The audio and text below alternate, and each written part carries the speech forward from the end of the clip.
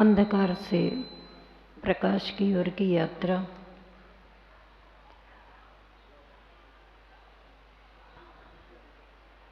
करने का जो संकल्प लेता है वह अपने जीवन में अपनी संकल्प शक्ति के द्वारा सफल भी हो जाता है।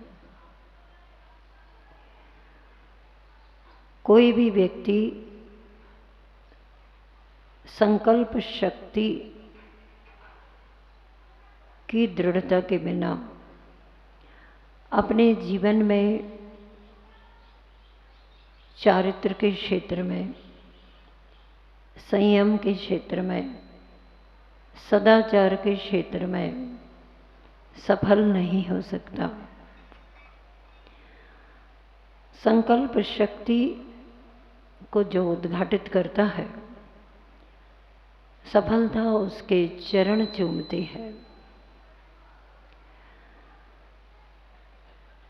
सफलता के लिए संकल्प शक्ति एक दिव्य शक्ति का कार्य करती है, जो व्यक्ति के कदमों को कभी भी पीछे करने की आज्ञा नहीं देती, किंतु अपने लक्ष्य की ओर आगे आगे बढ़ने के लिए सहयोगी बनती है। उस दिव्य शक्ति को यह मनुष्य स्वीकार करता है। त्रियंच भी कुछ ऐसे होते हैं जो संकल्प शक्ति से युक्त होते हैं।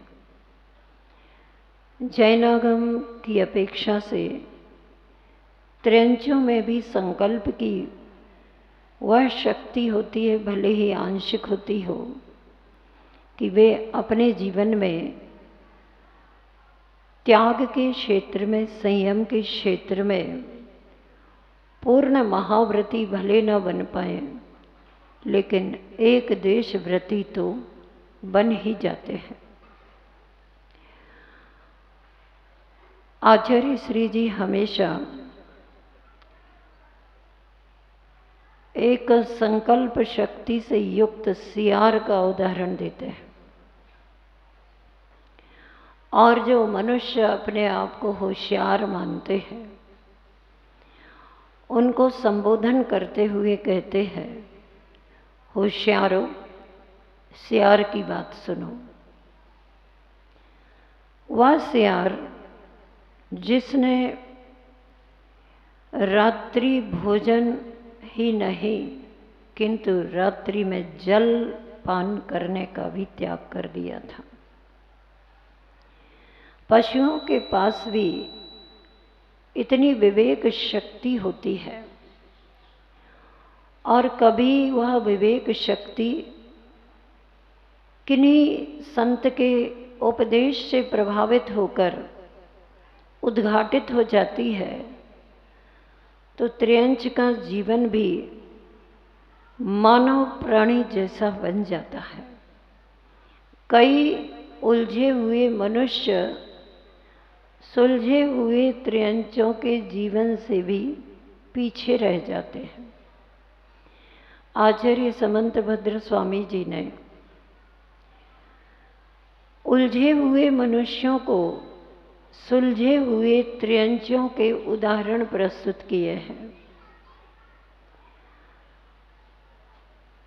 ऐसे त्रियंच जिनमें हम आपको बताना चाह रहे हैं, जो आचार्य श्री जी हमेशा एक सियार की बात, रात्रि भोजन ही नहीं जल का भी जिसका त्याग, एक दिन प्यास से पीड़ित वह सियार एक बावड़ी के किनारे पहुंचता है। शाम का समय था।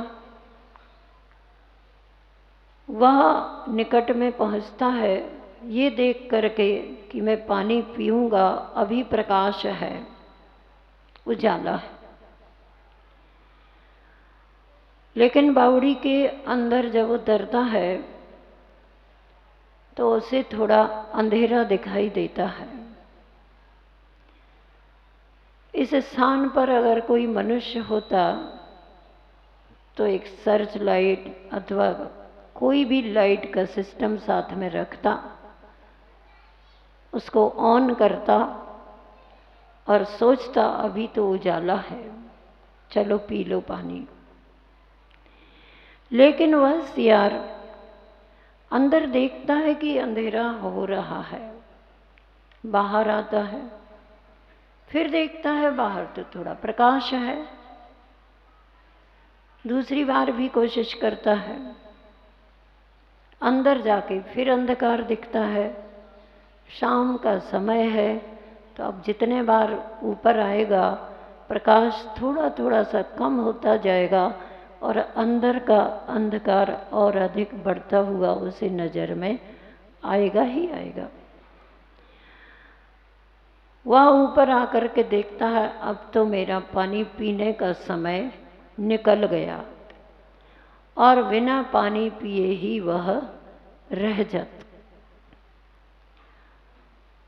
उस रात्रि जल का त्याग करने का परिणाम त्रेंच गति से वह आगे उत्थान प्राप्त कर लेता है और देवगति को प्राप्त होता है। ऐसे कई प्रसंग हैं जो एक छोटी सी भी अपनी संकल्प शक्ति का ख्याल रखते हुए अपने जीवन में आचरण करता है, वह निश्चित तौर पर इस जीवन में भी उत्थान को प्राप्त करता है, अपने लक्ष्य की पूर्ति कर पाता है और परलोक में भी उस संकल्प शक्ति के बल पर उसे दिव्य वैभव की प्राप्ति होती है। और जो पूर्णतः संकल्प शक्ति को रखते हैं वे तो दिव्य वैभव को क्या, अपने आत्मा के दिव्य वैभव को प्राप्त करते हैं, अर्थात अपनी दिव्य शक्तियों को उद्घाटित करते हुए पूर्ण अनंत शक्तियों को उद्घाटित करने का स्वावसर प्राप्त करते हैं और एक दिन भक्त से भगवान बन जाते हैं। मानव शक्ति के पास, मानव मन के पास उस संकल्प शक्ति को ग्रहण करने की पूरी पूरी क्षमता है। जब पशु के पास भी क्षमता होती है तो मनुष्यों के पास तो शक्तियों का खजाना वैसे ही रहता है, सहज ही प्राप्त होता है। ये बात अलग है कि सहज शक्तियाँ प्राप्त होने के बाद भी व्यक्ति अपने आप को महसूस करता है मेरे पास ऐसी सामर्थ्य नहीं है जो मैं एक काम कर सकूं, मेरे पास ऐसी शक्ति नहीं है जिससे कि मैं कोई बड़ा काम कर सकूं। लेकिन आचार्यों ने कहा है, ओ मनुष्य, तुम्हारे पास तो दिव्य शक्तियों का बड़ा खजाना है, तुम अपने आप को इतना दरिद्र क्यों समझते हो शक्तियों के क्षेत्र में? अरे मनुष्य ही तो अपनी शक्तियों का सदुपयोग करके अनंत शक्ति पुंज भगवत पद को प्राप्त करता है। उस संकल्प शक्ति का एक प्रसंग आपके समक्ष बताना चाहूँगी। एक गुरु और शिष्यों का समूह प्रातः वेला में पर्वतों के बाजू से बगीचों के बीच में से होते हुए घूमते हुए चले जा रहे हैं। पर्वतों की ओर नजर डालते हैं तो उन्हें एक बहुत बड़ी चट्टान दिखाई देती है। एक शिष्य अपने गुरु से पूछता है, गुरु, ये चट्टान तो बड़ी कठोर है, दुनिया में सबसे कठोर वस्तु अगर होगी तो यही चट्टान होगी। मुझे तो ऐसा ही लगता है, फिर भी मैं आपसे एक जिज्ञासा करता हूँ, क्या चट्टान से भी कोई कठोर वस्तु हो सकती है इस दुनिया में? गुरु ने शिष्य के उत्तर देने के लिए मन बनाया ही था कि उनका ही दूसरा शिष्य बोला, गुरुदेव इसके प्रश्न का उत्तर तो मैं ही दे देता हूँ, दे दो। क्या कहते हो तुम, चट्टान से कठोर और बड़ी वस्तु कौन सी हो सकती है? तो वह कहता है, चट्टान से भी कठोर वस्तु होती है लोहा, जो चट्टान को भी अपने प्रहार से तोड़ तोड़ कर छोटा बना देती है। इसलिए चट्टान से भी प्रभावशाली और कठोर वस्तु है लोहा। उस दूसरे शिष्य के मन में आया, तो गुरु उत्तर दें कि उनके शिष्य भी इतने होशियार थे कि तीसरा शिष्य बोल उठा कि लोहे से भी बड़ी वस्तु, प्रभावशाली वस्तु है अग्नि, जो लोहे को भी गला देती है।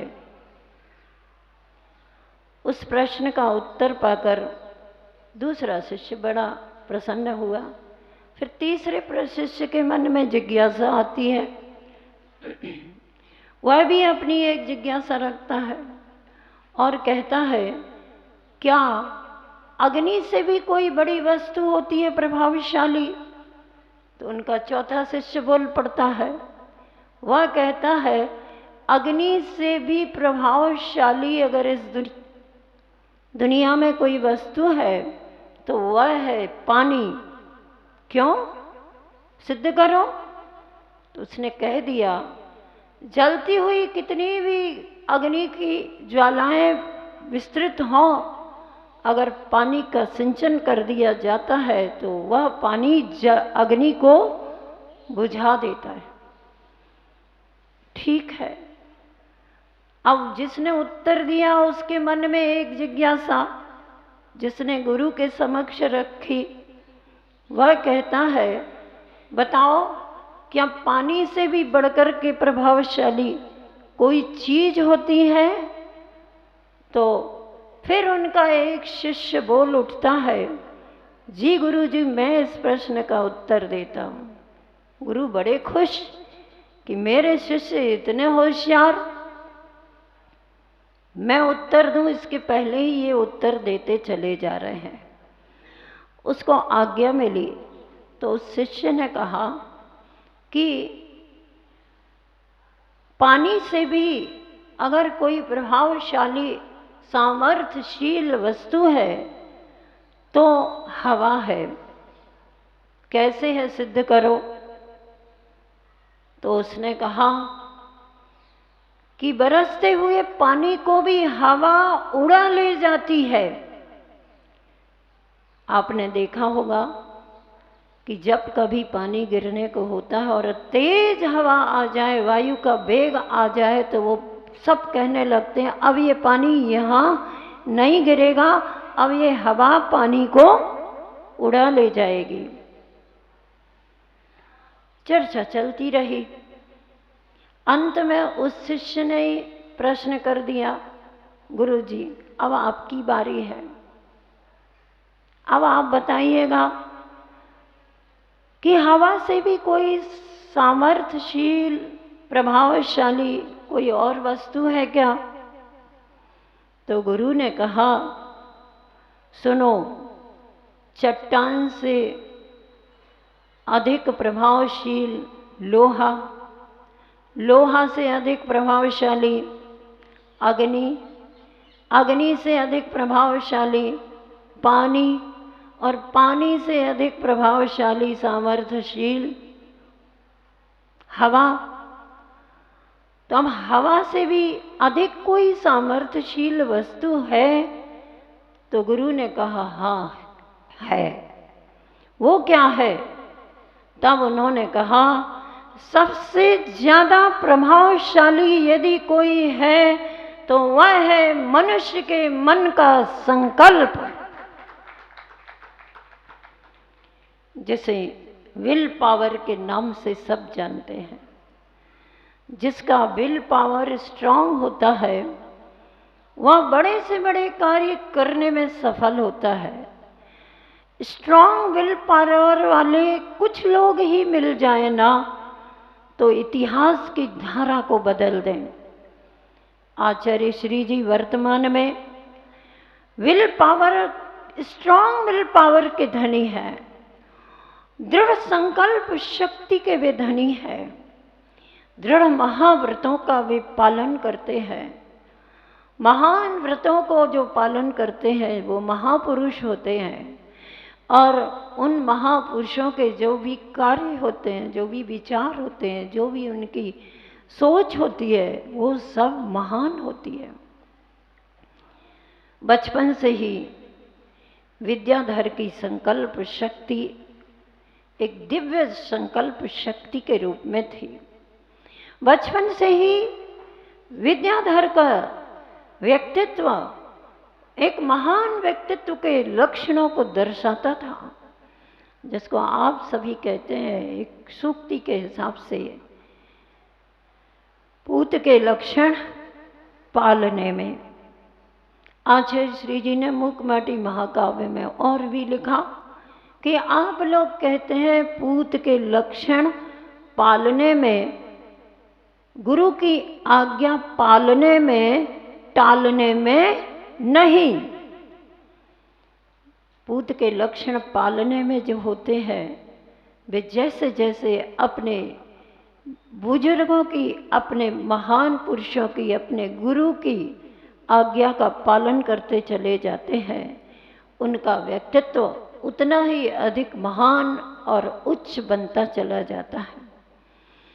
विद्याधर बचपन से ही अपने सभी भाई बहनों के बीच में बैठ करके अनेक प्रसंगों में, कभी भोजन के क्षेत्र में, कभी वेशभूषा के क्षेत्र में, कभी शास्त्र अध्ययन के क्षेत्र में, कभी संत समागम को पाने के क्षेत्र में, कभी पिता की आज्ञा का पालन करने के क्षेत्र में, किस किस क्षेत्र की नाम बताऊं, हर क्षेत्र में वे अपनी संकल्प शक्ति के द्वारा सफल हुए हैं।